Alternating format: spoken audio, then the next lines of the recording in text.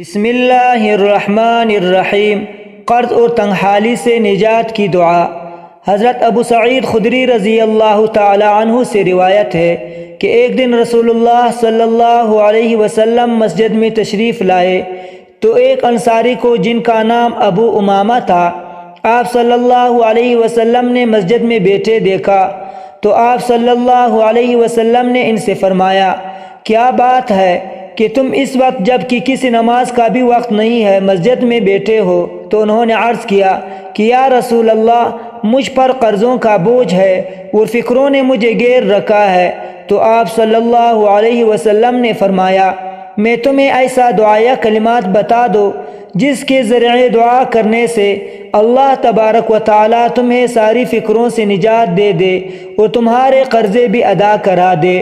ابو امامہ رضی اللہ نے بیان کیا کہ میں نے عرض کیا، یا رسول اللہ صلی اللہ علیہ وسلم، ضرور بتا دے۔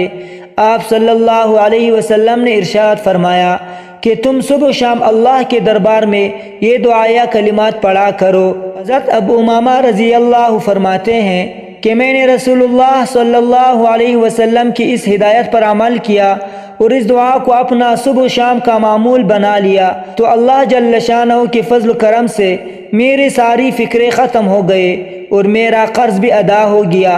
یہ سنن ابی داؤد کا روایت ہے۔ وہ دعائیہ کلمات یہ ہے: اللہم انی اعوذ بک من الہم والحزن وأعوذ بك من العجز والكسل وأعوذ بك من الجبن والبخل وأعوذ بك من غلبة الدين وقهر الرجال اللهم إني أعوذ بك من الهم والحزن وأعوذ بك من العجز والكسل وأعوذ بك من الجبن والبخل وأعوذ بك من غلبة الدين وقهر الرجال۔